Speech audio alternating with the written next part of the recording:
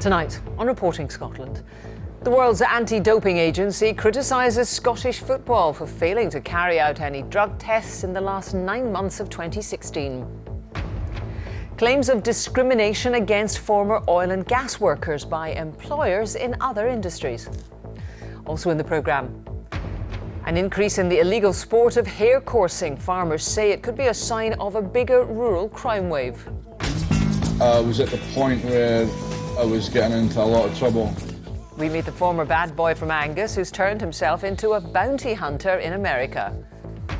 And would you believe it? Locals are left wondering why a council gave this football pitch a root and branch transformation. There's not really much to do in this area. Everybody's saying get your kids out, do something active. There's goals in place, and all of a sudden we've got trees.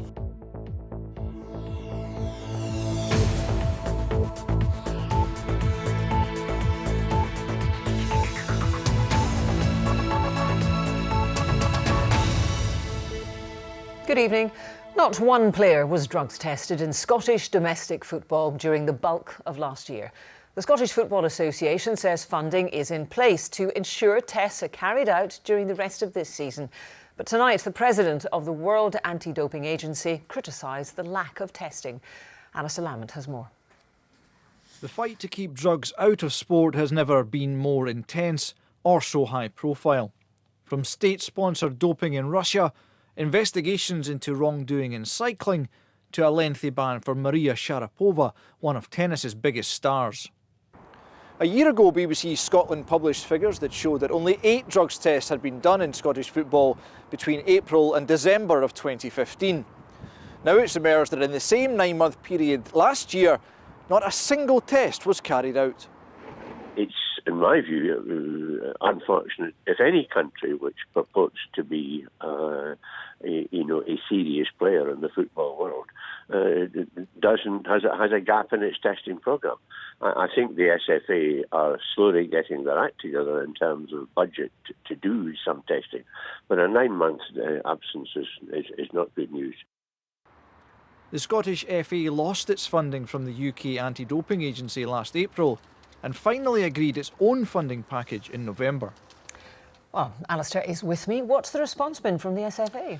Jackie, I know there was disappointment at the SFA when they lost that UKAD funding I referred to there and the message that sent from the UK Anti-Doping Agency. But as I also referred to, the SFA has agreed its own funding package now, and a statement given to me this afternoon says the association is in final negotiations with UKAD about providing funding for testing for the remainder of this season.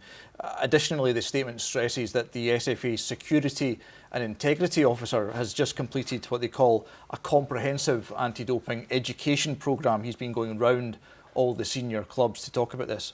The funding that's now available from the SFA should mean we'll see figures improve for the next quarter at least. It's worth pointing out also that a separate BBC investigation in England that was published today revealed 39% of players in the Football League there hadn't been tested last season. Now, the fact that those figures are deemed noteworthy in England and yet no players at all were tested here at all, I suppose that just underlines just how stark and how grim the situation has become in terms of testing in Scottish football.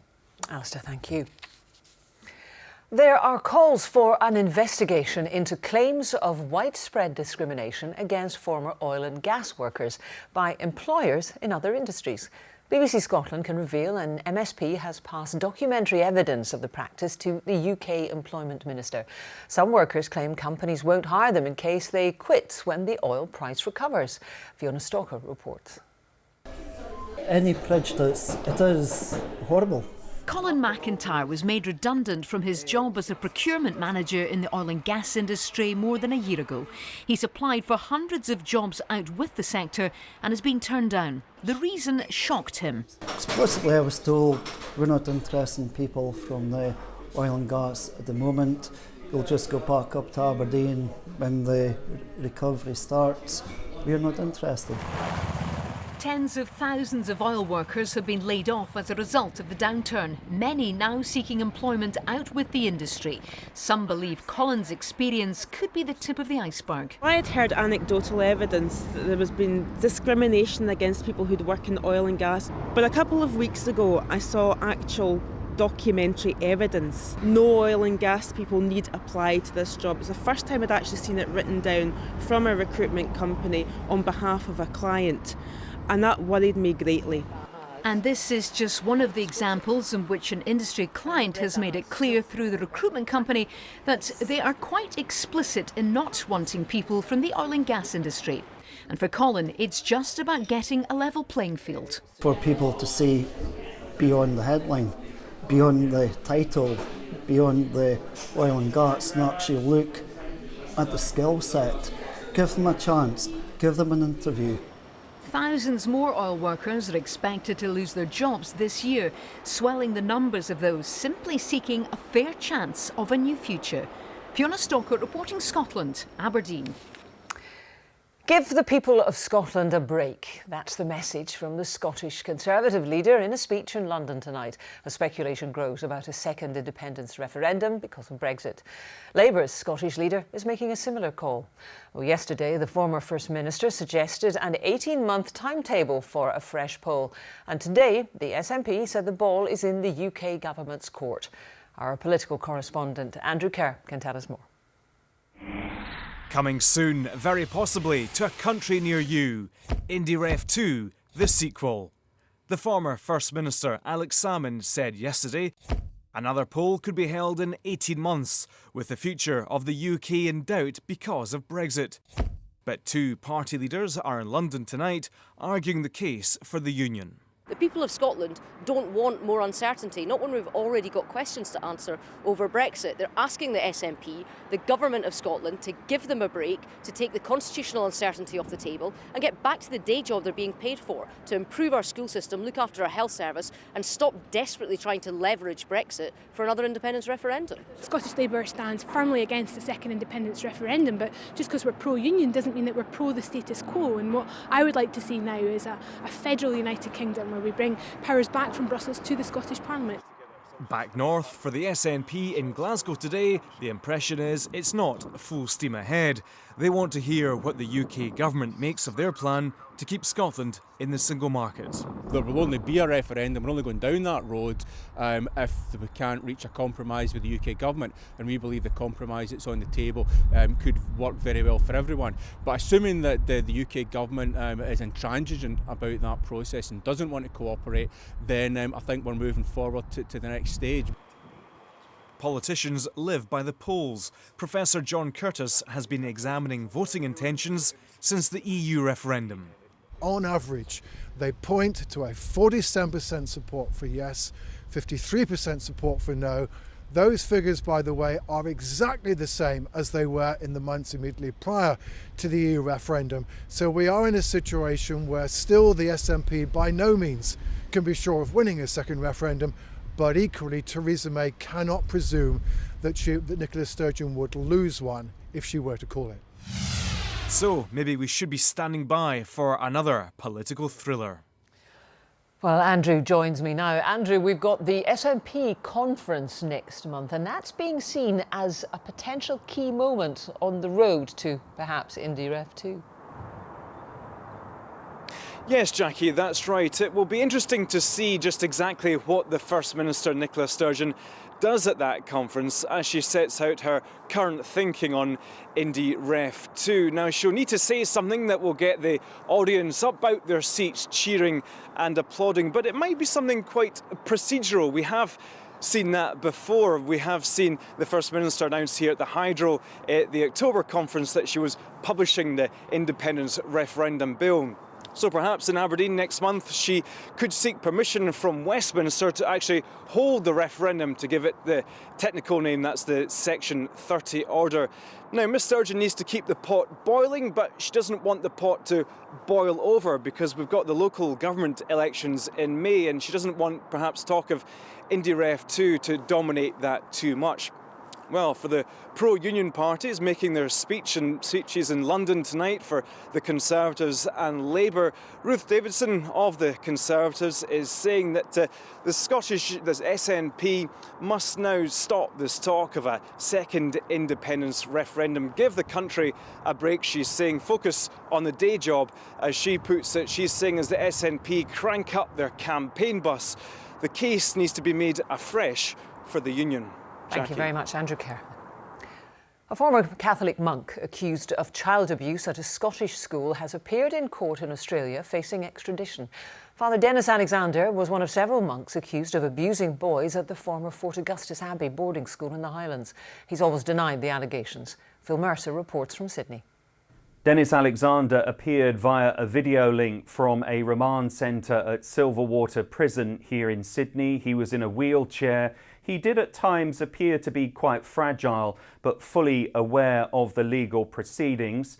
His barrister told the magistrate that given his age and various medical conditions such as diabetes and hypertension, his client should be released from custody pending what could well be a lengthy extradition process.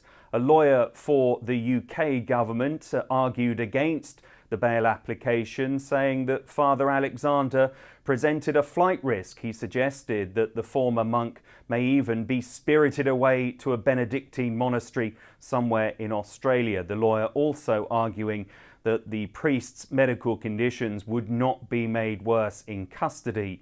The magistrate said it was a difficult application to consider. He did reject that bail application. What this means is that Dennis Alexander will remain in custody pending that full extradition hearing in Sydney in 3 months' time.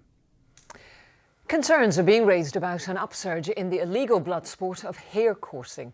A total of 6 arrests have been made in the north and south of the country in recent weeks. Farmers fear the activity, which involves dogs chasing and killing hares, could form part of a bigger rural crime wave. Jackie O'Brien reports.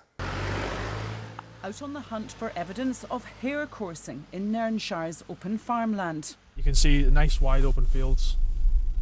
You can see long distances, so they can see the dogs and they can see the hares, and also the dog can see the hare.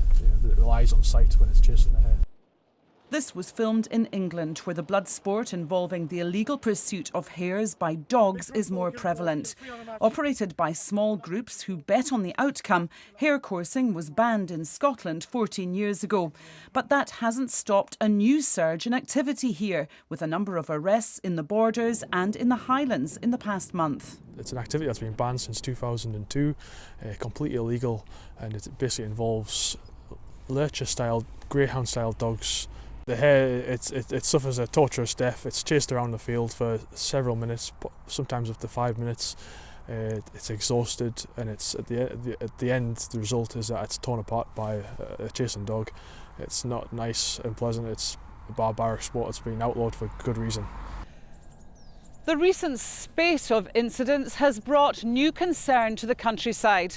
Farmers are worried that the illegal activity of hare coursing could lead to more rural and organised crimes. Groups of young men, maybe 3 or 4 at a time, they could be in the field. Rural communities are now on high alert in a bid to protect property, livestock and people from the allegedly intimidating individuals.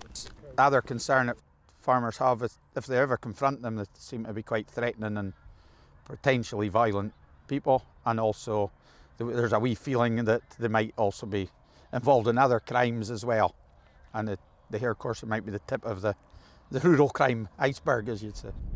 The public is being urged to help police stamp it out by remaining vigilant and reporting any more strange happenings on Highland farmland. Jackie O'Brien reporting Scotland, Nairnshire. It's 17 minutes to 7. Let's have a reminder now of tonight's top story. The World Anti-Doping Body says it's concerned that no drug tests were carried out in Scottish football for most of last year. And still to come, there is doubt over whether Scotland's rugby captain Greg Laidlaw will be available for the rest of the Six Nations. Now, from growing up with a reputation as a bad boy in Angus to working as a bounty hunter on the Atlantic coast of America, Christian Matlock's story could come straight from a TV script. He left Scotland 6 years ago to escape a life heading in the wrong direction. And Sally McNair has had a snapshot of the 28-year-old's new life. Virginia Beach Public Safety. Hey, this is Christian Matlock, bail enforcement agent. This is Christian Matlock's life now. An address with you on Northampton Boulevard. He's never been busier. No, I'm just letting you guys know that I'm in the area. I'll call you when I'm done. Days and nights spent tracking down and apprehending fugitives who've skipped bail. Drug addicts, criminals, people down on their luck. I'm about 10 or 15 minutes away from you. Okay, where do I come in at? All right, well, I'll be with you there soon. He just told us exactly where he was. He's no stranger to their troubled lives. At 21 in Brechin, he was into drinking, ecstasy, without a job, in trouble with the police. He decided to try his luck in the USA. Bounty hunting is a full-time, full-on job. On a recent trip home to Scotland, old friends treat him like a hero. He came from Brechin to actually doing something with his life. Probably the only one of us that's turned his life around. His mother is happy at the life he's made far away. I think he did notice when he was young that there's no potential here for young people. There was never any place for them to go of an evening kind and do things. It was just walk the streets, and that's what you did with your mates. He fled Brechin to escape one dangerous life. Now he says he'd like to quit the criminal chasing, but he's addicted. Sally McNair, reporting Scotland. And you can see a documentary on Christian Matlock's life later tonight on BBC One Scotland. The Scottish Bounty Hunter is broadcast at 10:40. Now, a look at other stories from across the country. There's been an improvement in the punctuality of Scotland's trains. The latest ScotRail figures show last month more than 9 out of 10 arrived at stations within 5 minutes of their scheduled time, an almost 2% increase on the previous 4 weeks. However, a key yearly punctuality target is still being missed. It's now 90.1%, short of the 91.3% required in ScotRail's franchise contract with the Scottish Government. The former chairman of UKIP in Scotland has avoided jail after admitting making a series of sexual phone calls to a number of women. Arthur Misty Thackeray pled guilty last month. At Glasgow Sheriff Court, he was placed on the sex offenders register for 3 years and told to complete 270 hours of unpaid work as part of a community payback order. A car overturned in a busy street in the West End of Glasgow. A man in his 80s was freed from the vehicle by firefighters. He was taken to the Queen Elizabeth Hospital. However, there are no details about his condition. The sister of a kayaker who was found dead days after going missing has welcomed what she called the phenomenal response to the family's plans to set up a charity promoting sea safety. The campaign in memory of Dominic Jackson has raised more than £6,600 in 3 days. Mr. Jackson was reported missing last Sunday after he failed to return from a sea kayaking trip off Port Soy on the north coast of Aberdeenshire. The film, advertising and broadcasting industry generated over £16 million for Glasgow's economy last year, according to figures gathered by a special unit to promote the city as a venue for filming. The Glasgow Film Office says the figure has gone up significantly from £10 million generated 2 years ago. Major productions which have used Glasgow locations include Outlander and World War Z. Now, the Scotland rugby captain, Greg Laidlaw's availability for the rest of the Six Nations is in doubt tonight. Laidlaw has left the national squad to have his injured ankle assessed at his home club of Gloucester. Well, yesterday's bruising defeat in France also left several of his teammates injured. Rona McLeod supplies the Monday medical report. The return of the walking wounded from France. The Scotland rugby squad arrived back in Edinburgh mentally and physically battered and bruised. It was a catalogue of injuries and started with the sight no Scots fan wanted to see. Their number 9 buckling in pain. The captain, the highest point scorer, playmaker and inspiring team member, rolling to the ground and then taken off. His future in the championship now requiring further assessment. Calling the shots from the sidelines was never in the game plan. to recover, to help recover. Now, sometimes when they get sent back, it means that they're going to be out for a number of weeks. They like to get them back to their club physios to work with. If he is unavailable, I think it's a massive loss, because I think Greg's proved himself over the last couple of seasons as a leader, as a guy who manages the game exceptionally well. He's a fantastic player. There were positive moments for Scotland, but a whole lot of negative too. After Laidlaw went off, his replacement as captain John Barclay went off. A sickening thump as they came together. After Barclay was sidelined, his positional replacement John Hardy also succumbed to a head injury. And finally the hooker Fraser Brown. Another head knock and another player taken off, not to return to action. Barclay, Hardy, Brown and the centre Alex Dunbar all subject to continue head injury assessment. I mean, the game is so brutal that you can understand that you do get 1 or 2 head knocks, but to get 4 in a game and for those players to be pretty crucial players to Scotland, it just shows you how brutal and rough and physical the game is becoming. Questions will be asked about Finn Russell's bungled conversion attempt. Would the calm head of Laidlaw have fared better under the pressure of being told to rush and take it?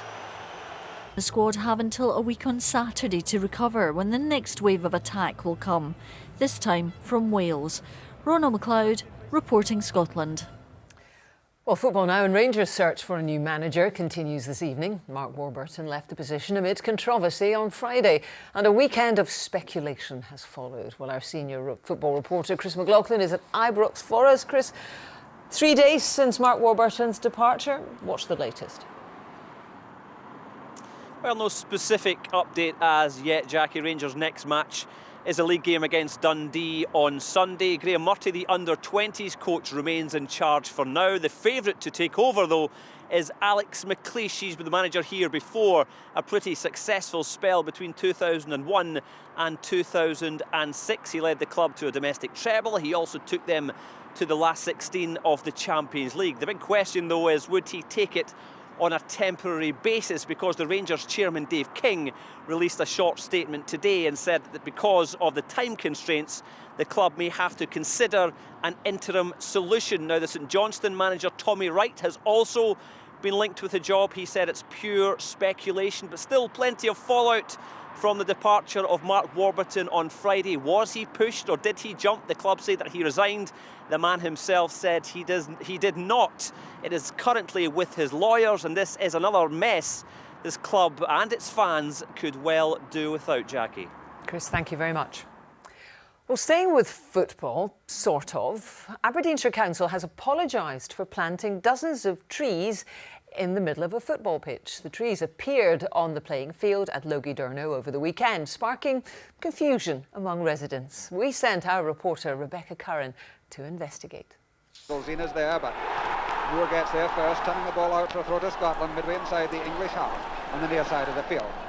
Tree up front, an unusual formation in Scottish football nowadays, but not at this pitch. Dozens of trees have been planted here, and residents aren't happy. There's not really much to do in this area.